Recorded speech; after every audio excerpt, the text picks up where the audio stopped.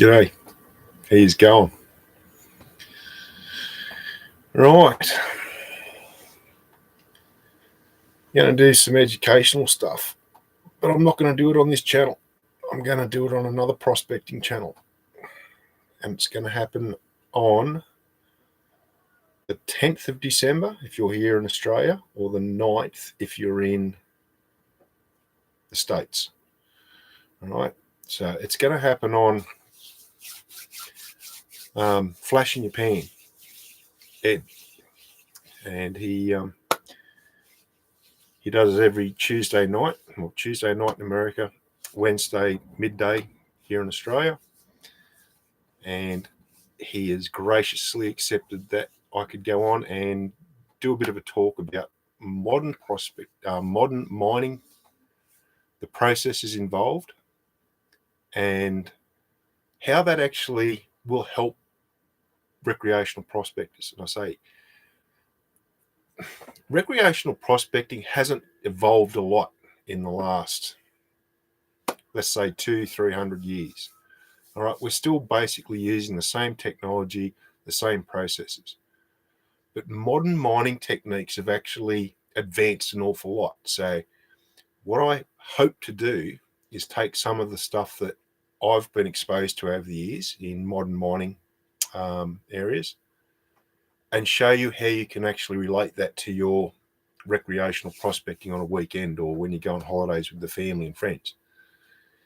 And surprisingly enough, when you actually start putting all this knowledge to good use out in the field, when you're actually on a stream, you'll find that your gold recovery will increase quite dramatically.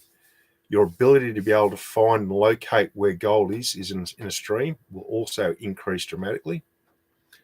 So it will actually help you gain a lot of really valuable knowledge. And I say you can take that knowledge and you can pass it on to others. I say it's not a difficult thing for me to talk about, but it's a difficult thing for me to try and put into terms that people that don't have that knowledge or that background to be able to understand. So hopefully I've got enough time. I've got a bit under 2 weeks to actually get it all right in my head. I'm going to do a little presentation with some pictures and that. It will help you guys get your head around what's going on. So there's a lot of things that in modern mining will actually transfer across to prospecting in a stream. And that's mainly what we're going to talk about. Obviously, there gets to a point in modern mining where it gets out of the realm of recreational prospecting, and that's when you start using chemicals to start capturing that gold. I'm not going to go that far into it.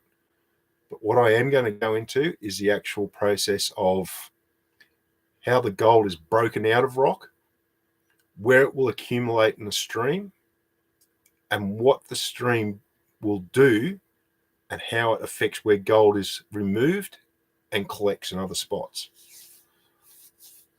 But again, I'll go into detail a lot more when I do the live talk with Ed and Ed's subscribers. So Flash in Your Pan, if you've not heard of him or you're not subscribed, I'd advise you to get onto it, subscribe, and that way when Ed puts up the little notification and say it's going to go live, you'll get a notification and you can join in. And the best thing is you'll be actually able to ask questions. At the start, I'm just going to do a whole lot of this. I'll just be talking. I will answer questions. I mean, other people probably be chucking in questions as well. But towards the end of it, once I've finished doing my little prezzo, you guys will be able to jump on and ask questions. So it can be questions related to what I just talked about, or it can be other stuff. Anywho, so there are things in the modern mining field that are directly relatable to gold prospecting on the stream. So, and I say it's processes and machinery. So what we think about with processes, I mean, weekend prospectors, we rely heavily on gravity. So gravity is how you collect gold in a gold pan. Gravity is how you collect gold in a gold sluice, in a river sluice. places where you can still use a high banker. You've got the addition of moving water as well. So I say all of these processes being used for hundreds of years.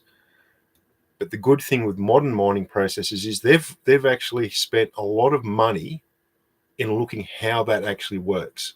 So I'm going to take a lot of those really, really well thought out ideas, things that have been put into practice over hundreds of years, and how you can use that out in the field to improve your gold recovery.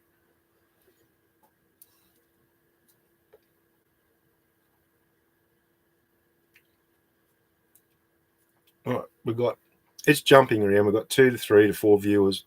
It doesn't matter. So I'll just do a quick comparison of what you find in the stream and how that actually compares to what you find in an ore processing plant at a gold mine. So when you look at a stream, all right, you've got different features. And so one of the first things you'll find is fall. So when water goes from there to there, that's what they call fall. It's how far or how quickly the water drops in elevation.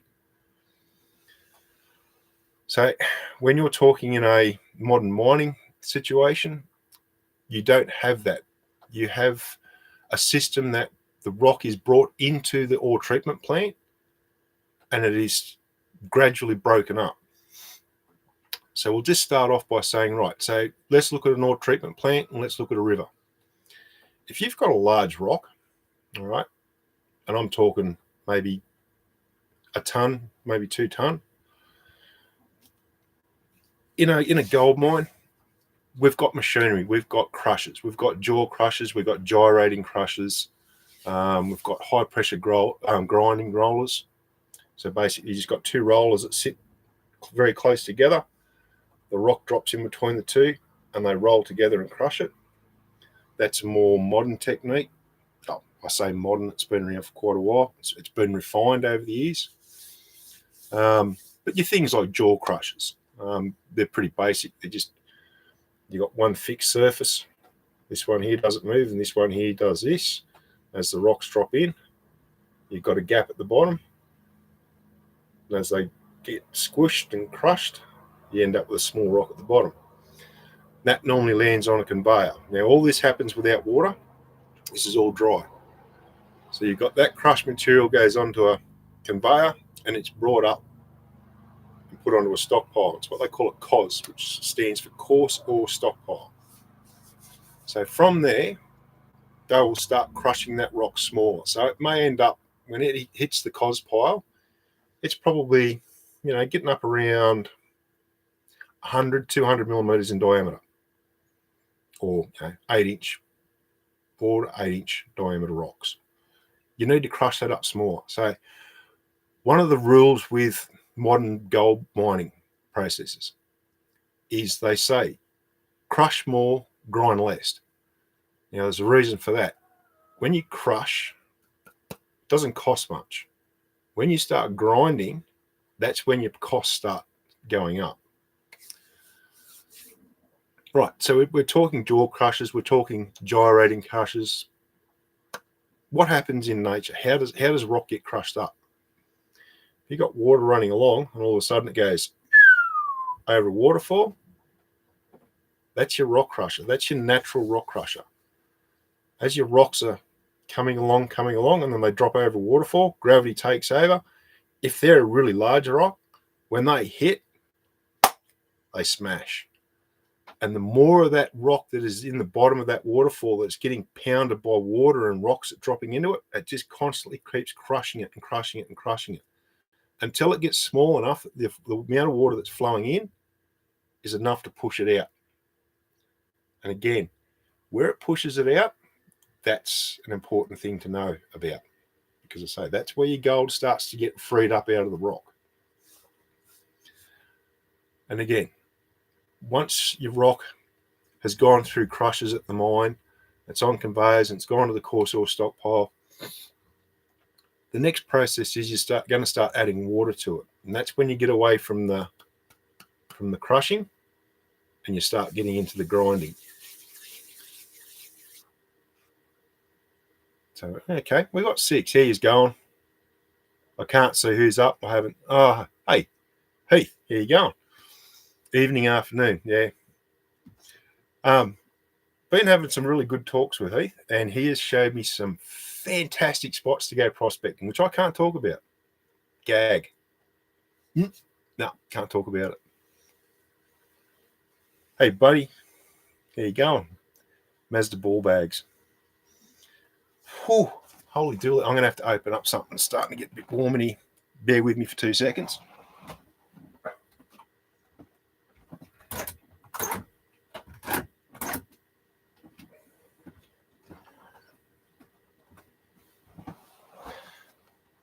Right, so we're talking about how it gets crushed up at a gold mine, in an ore processing plant. So initially, it's got no water.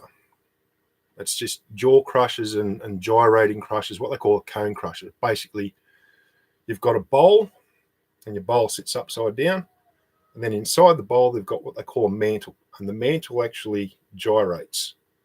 And if you look over here where my fingers are, it pulls away, and it goes close, pulls away, and so what happens is, because it's a cone, like that, your bowl's a cone shape, and your mantle is also a cone shape, but they've also got a gap. And as it goes from the top down, the gap narrows.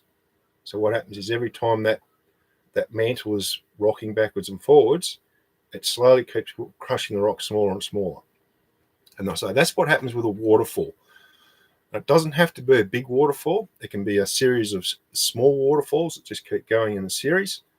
As the rocks get turned around by the pressure of the water in it, it starts breaking them apart and they bust. So quite often when you look at the bottom of a waterfall, they're not round and smooth stones. They're quite sharp because they're being busted there. Not being ground, they're being busted. Impact, impact, impact. They drop over, impact. Rocks hitting together, they smash. Loose lips sink ships. That's all I'm saying. Geez, that's from when? Which war? First or second or both? Correct. Loose lips sink ships. You talk about an area, all of a sudden everybody's talking about an area. Okay, going back to what I was saying. Rock goes into the oil treatment plant. That's when water gets added. So as soon as we get water added to it, we start getting the grinding process happening. And I say this is where it starts liberating what they call free milling gold. All right, so when you're grinding it and a bit of gold falls out, it's free. All right. Now, this is where it gets important. With modern mining, they've actually spent a lot of money and they've had a lot of smart people from different fields. Metallurgists being the main one. Look at how the size of a bit of gold, how it makes it more recoverable, but more importantly is the shape. All right, because a little grain, like a grain of sand, behaves very differently to something that's very flat. All right, now gold is a very soft metal.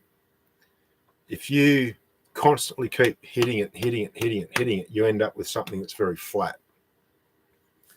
And what happens with flat gold? Well, if you're pushing it onto something that's porous, it will penetrate into it and it will not be released from it. So if you've got, let's say you've got the jaws of a rock crusher, all right, and you're putting a lot of really good gold through it, what happens is the jaws of the crusher get impregnated with gold. Now, I've seen this with the old 5-head stampers that they used to run back in the gold rush days. The bottoms, they used to have plates in the bottom that they'd put in, and when they get worn out, rather than chewing the bottom of the crusher out, they'd take the plate out and put another plate in. So a plate would start off about 3 inches thick, and it'd get worn down by the constant action of the crusher until it got down to a point where it'd break or it got too thin. But those plates, when you actually pull them out and had a look, they'd have gold impregnated into the steel. So that's gold that is trapped. All right, it won't go any further in the process. And if you pull that bit of metal out and throw it away, you're throwing away gold. So the same thing will happen in a stream. If it is flattened to the point of where it is super thin and it constantly keeps getting impacted on something, it will get trapped in the rock or clay. I say it just depends on the material. So again, it's how you look at what happens in modern gold mining as to what happens in nature. The similar things happen. But again, I'll go further into detail when I talk about this on Ed's show. So there's other things that in nature we know where gold collects. Well, in modern mining, they've refined that, and they've looked at how certain things will force gold to concentrate in certain situations. Now, I say I'm very careful how I'm wording it because things constantly change in a stream. But what they try and do with a modern gold mine is they try and keep things at a constant. But to do that, you have to constantly keep changing things. That sounds weird, but in order to maximize your amount of gold recovered, and again, I'm being very careful how I word it because I say modern mining and weekend prospecting work differently. You actually, if you want to run a really productive mine, you need to actually run at a slightly less recovery rate than if you just worked on recovery rate. So one of the things they say with modern mines, kings is ton. Tons is king. A bit dyslexic there back to front. So it's not about how much you recover, it's about how much you put through the process.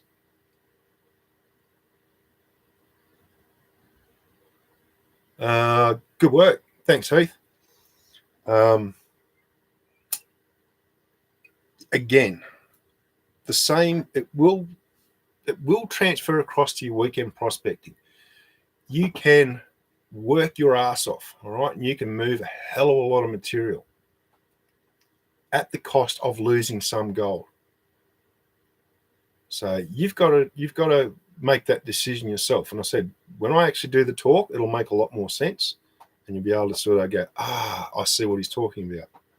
But I'm not going to go into great deal of detail at the moment. So we've got the processes in a stream where do we normally find gold in the stream? Well, we know that bends are a great spot to find gold. Some bends you'll find nothing. Other bends you'll find a lot. So modern mining techniques have actually looked at how this works, and they've refined that. And they've put a lot of science into it, a lot of physics. And they understand that if you put a certain amount of flow or a certain amount of pressure or a certain amount of force into the process, it will cause the gold to collect in certain points. Exactly the same as in a stream. If the stream is in flood, it's got a lot more flow, it's got a lot more force. But it also creates a lot of points of low pressure where sand, very fine sands will build up.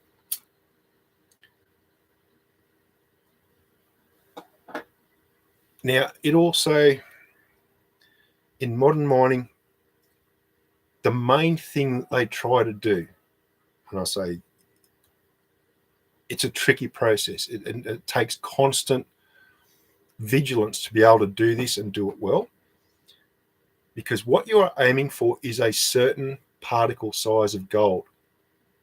Too big, and it remains in the grinding circuit. Too small, and it goes out to your tailings dam.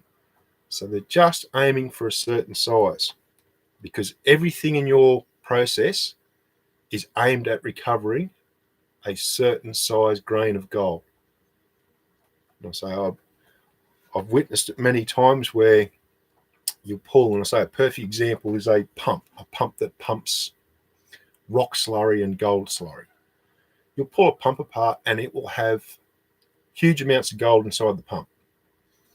And again, if you pull it apart and you look really closely on the outside diameter of the pump where the majority of the material moves, you'll actually get gold impregnation into the steel. and they quite often have security on some of the bigger pumps, what they call cyclone feed pumps, so that when you pull this pump apart, you're not just scooping your hand through a great big pile of gold at the bottom of the pump, putting it in your pocket. Because I say these things will collect gold. I say, just like a stream, certain processes, like a round pump, I say normally they stand horizontally. So if you've got a motor there, that's your impeller. All right. So you've got a bottom half, and you've got a discharge either at the side that comes out of the side or goes straight up. Either. The gold always goes to the lowest point.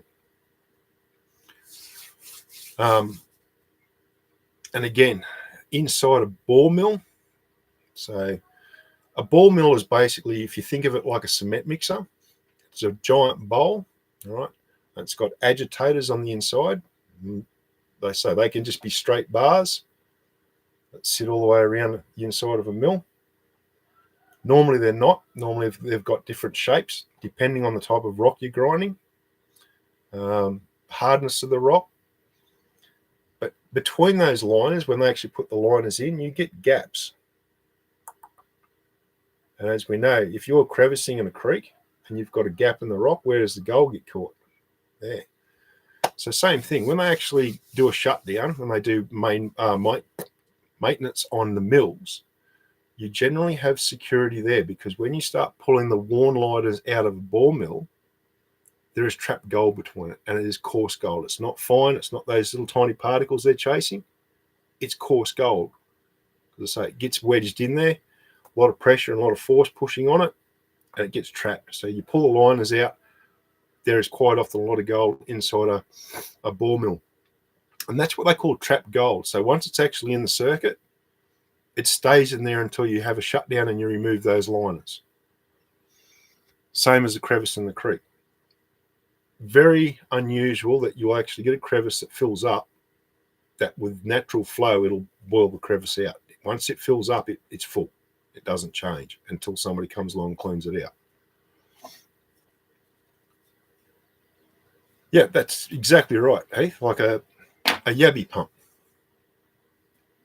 Right? If you're in a good pocket and you're pumping gold and rock and water out, gold will stay inside that pump until you pull it apart. And if you've got that rubber washer, and say if you've ever pulled the yabby pump apart, you've got a round washer with a hole in it, a rubber disc, and then another washer on the bottom with a wing nut. So the tighter you do that wing nut up, the more it squashes the washer out, and it gives you a tighter seal. And what happens is the gold gets trapped in anywhere where it's tight. So you actually get a lot of gold that's trapped in a grinding circuit in modern mining. So it's the same as a creek, same as a river. There'll be certain spots where gold will get trapped and it will not move until things change. So until the rock crevice that it's caught in breaks, or somebody comes along and cleans it out, the gold in there will stay trapped. But I say, going back to what I was talking about before, there's other things in a stream where we know that gold always sits in. So that's a bend. So how we relate a bend to modern mining processes. Well, there's a few different things that they do. So they've got what they call, and I'll just go with alluvial modern mining process here. They have what they call a gold spiral. And so it's just a spiral that runs down like this. And they drop water and gold slurry in the top, and it runs around. Now, if you look at the thumbnail at the start of this video, that's a cross-section of a gold spiral. And as the water's running down, the water naturally wants to run to the outside. Centrifugal force wants to naturally push it out to the edge. But that's where the lights will travel, and you actually get a vortice. So what happens is the water wants to run out, gravity takes over, and the water falls back in towards the center again. And the gold travels in close to the center of the spiral. Or your fine material travels on the outside, and the gold goes to the inside. Same sort of thing on a corner of a stream in a bend. But there's different things that affect what happens in a stream. So in a manufactured gold spiral, you don't have anything that's going to create turbulentity. All right, it's pretty smooth. So everything goes around in a nice uniform pattern. In a bend, you get rocks, you get trees, you get all sorts of things, and anything that creates turbulentity in a flow will actually affect how material travels through it. So if it's traveling through at a nice steady pace, following a nice pay line, and all of a sudden there's a tree there, it'll jump off or it'll split and it'll go either side of it. That's the difference. But I'll go further and I'll explain that when I'm on Ed's show. And again, it will help you when you're on the stream. You'll be able to look at a bend, look at the type of bedrock that's in there, or look at the type of ground that's there, and you'll be able to determine whether that's a nice smooth running bend or whether it's got a lot of turbulentity in it. I say, normally if you get a lot of turbulentity in a bend, you'll get a lot less gold on the inside corner. Nice smooth bend, gold will collect there. And then, I say this is probably about the last thing I'm going to talk about in this live feed. You've got screening or classification. So they use an awful lot of screening in modern mining techniques, because if you're chasing a certain particle size, you want to put the big stuff back into the grinding circuit and keep the small stuff out. Because if you're putting the small stuff back in, what's going to happen is you're going to end up with a particle that's too small to recover. And I say, again, this where people sort of get a little bit dismayed when you say to them, every time you wash a pan out in the creek, you're losing gold. Every time you put a scoop of gold into a stream sluice, you are losing gold. It's not visible gold. It's small gold, because you're a gold pan, and what you can physically do with it in a time frame that's allowed, you physically cannot capture ultrafine gold. One, because gold's naturally hydrophobic. It doesn't like water. And if it's got enough surface area, it will just naturally float. Or it will just get washed out with the fines, which is what they call, in modern mining, they call that the slimes. Because it's just that fine and the density is that much smaller than all the other particles, it gets carted out with it. So I'm not kidding you. Every time you wash a pan, every time you put a scoop into a stream sluice, you are actually losing gold. Not any tiny, tiny stuff, but you're losing it. If you look at how much you lose over a lifetime, like, I've been doing this since I was a kid, before I was even 10 years old, I've probably lost ounces and ounces of it. And again, this is where you get into the realm of doing stuff in modern mining that will capture that you definitely will not do as a recreational prospector, because once you start using chemicals, it becomes very messy. Now, that's not to say that you can't do that, but you must do that at home in a controlled environment. And I will go further into detail with that on Ed's show. You can actually buy stuff off eBay for capturing ultrafine gold. But again, that's something I'm going to wait till I'm on the show with Ed, and I'll talk about it there. I did talk to one of Ed's guests about it and said, this is basically how you do it.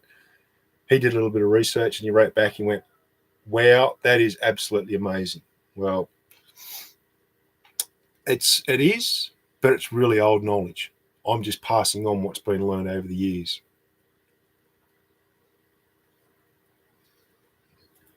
All right, we got WI gold. Why gold? How you going, Rob? Mr. Lodak, the man. I sent Ed a picture. It's a horrible looking picture, so you might have to work your magic, my friend. It's horrible. It's blurry.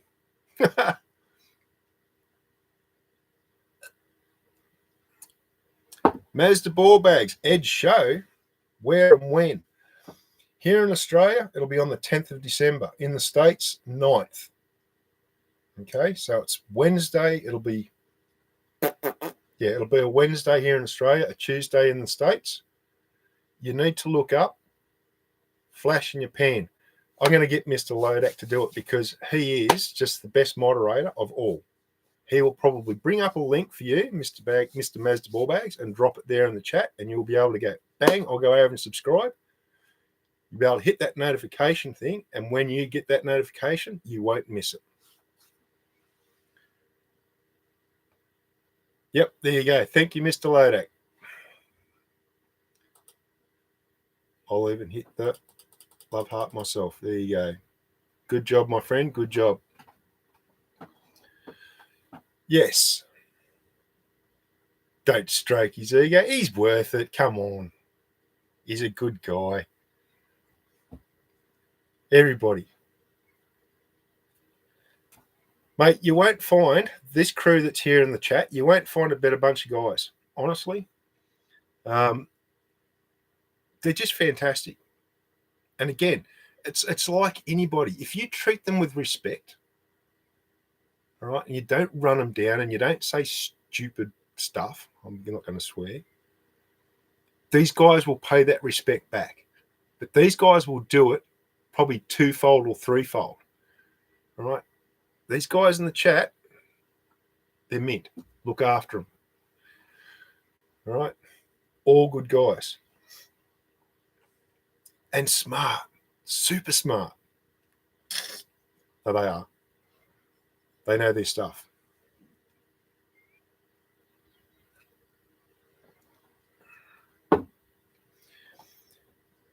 Heath, making moderators. Buddy, I can do it. I just got to remember how to do it. But I'll do it. I say I got time. I say this is just a quick chat to try and drum up a bit of viewing for Ed, because I say he has done so much for me over the years. Like he and you guys, you have done so much for me over the years. I say this is just a way of appreciation. Like I'm just trying to, push the next generation over to the right people, pass them on. Because I say I'm not going to be around. I'm going to move on to greener pastures or richer streams. Yeah, he's dotty. I know. You got to laugh. It's the best medicine. But yeah, follow these guys. Go over to their channel. Subscribe to them. They got good stuff. They'll look after you. What was I saying? Screening, like classification. Now, as a recreational prospector, is it important to classify? Well, that depends. Do you want to recover more gold for the time spent on the stream? If the answer is yes, then classification is something you need to look at. If you just want to go out and have a fun time with the family and kids and friends, no, it's not really that important. You'll still capture gold. But if you want to get more bang for your buck, you got to do a little more work. More work normally equals better results. And that's where classification comes into it. And I say modern minds know this all too well because they just aim for one particular size of gold. Anything bigger stays in the grinding circuit until it gets small enough to come out. If it goes too small, if it stays in there too long, it goes down to really ultra fine. It goes out with what they call the slimes. And again, I'll explain that later on Ed's show. I'll just do a real brief description. So basically what they talk when they talk slimes, when you put a particle that's ultra small, right, and then you put a lot of other rock particles around it that are bigger, the amount of friction and the amount of force that has been pushed onto all those other particles will just cart those tiny little gold particles away with it. So basically, it gets ground beyond the point of recovery. That's not to say in years to come they will figure out a way of doing it that is economical. Yes, you can do it now. But at the moment, it is not economical for modern mining companies to get that gold back from the slime. So your tailings dams and all that kind of thing, they're like a piggy bank. There is still gold and other precious metals in there, but it's been ground that fine that it's not viable to recover them yet. But anyway, I'm not going to go too far into it.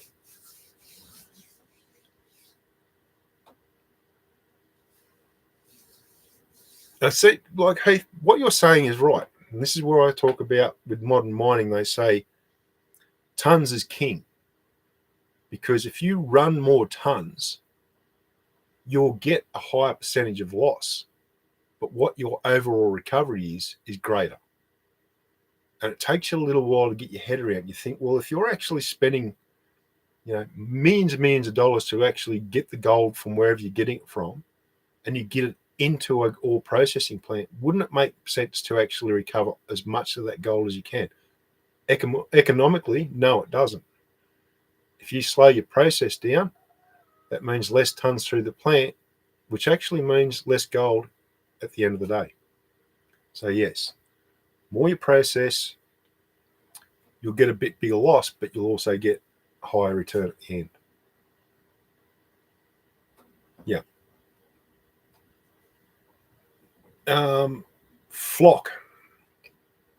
So flocculation is the actual sediment, like getting the sediments out of water.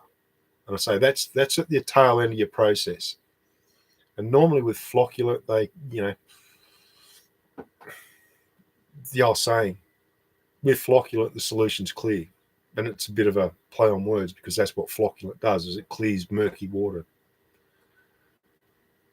But what the flocculate does is it drops the solids out of liquid.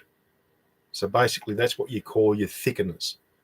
So if you want to reuse the water that you're using in your ore processing plant, you must remove as much of those solids as you can, so you're not wasting money reprocessing what's already gone through the plant. Just reading everything that's going on over here. We don't know nothing.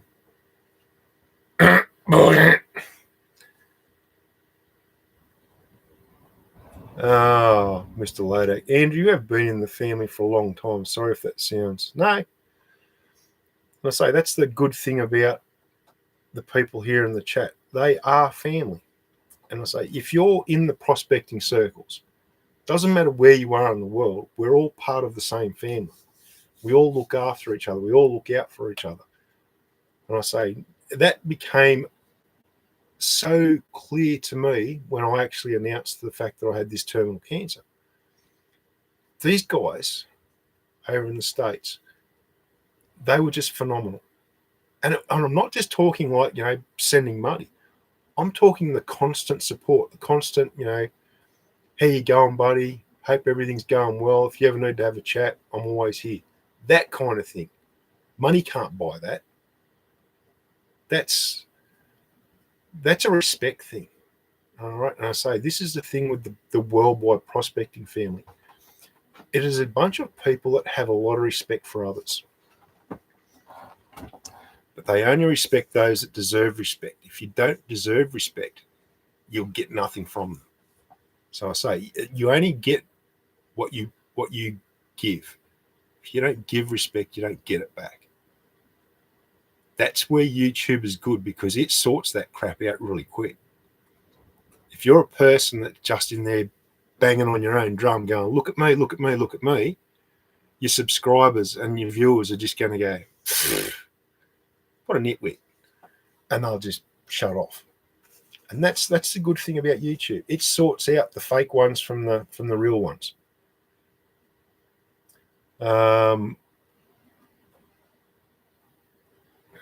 Again, Rob, wavetable or shaker table, it really depends on the material you're running. And again, I'll go further into that when I'm on Ed's show, because I say it's tricky. And I say this is the thing with modern mining processes. It's not something that you just set up and you just start running masses of tons. you have to constantly keep checking every aspect of what's going on all the time. You've got to look at the size of the rock that's been crushed, what's coming out at the bottom. You've got to look at what's in the rock, what minerals are in the rock, because there's more than just gold. Most gold mines today don't just mine gold.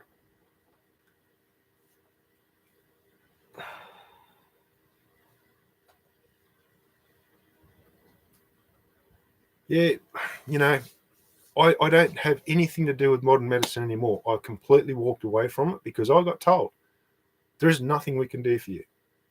So what they did is they actually just, cut their own nose off to spite themselves, because as soon as they said there's nothing you can do, I just said, well, cool. I don't need to spend time sitting in a doctor's surgery waiting to see a doctor that says, sorry, there's nothing we can do, and then having to pay for that and walk out. I've tried so many different types of medications, and they made me feel horrible, absolutely horrible. I never felt better once I'd gotten rid of all that medication out of my system. The pain is worse, but the pain's not going to change. The pain's just going to slowly, progressively get worse until the point where it'll just get really bad. But after I got rid of all those over-the-counter medications that I was paying a fortune for, my health actually picked up. So I have nothing to do with doctors. I have nothing to do with modern medicines. It's probably about as far as I go now. Is I'll drink herbal teas, and I say I've got some really good Chinese friends, and they've put me onto some certain products, and I'll tell you what, Mickey Mouse. And I say, it's really old knowledge that seems to work the best. And I say, a lot of mining, they've taken a lot of the older knowledge and they've brought it forward. But when you actually look at the knowledge that they're using today, it's old stuff. It's stuff that people worked out long ago. It's just that they're slowly refining it. But yeah, mate, I don't go anywhere near doctors. I don't do anything sort of over the farmers, like pharmaceuticals and that, because it's just, that's all it is. Money in their pocket and no help for me. So I don't go near it. Right, going back, classification.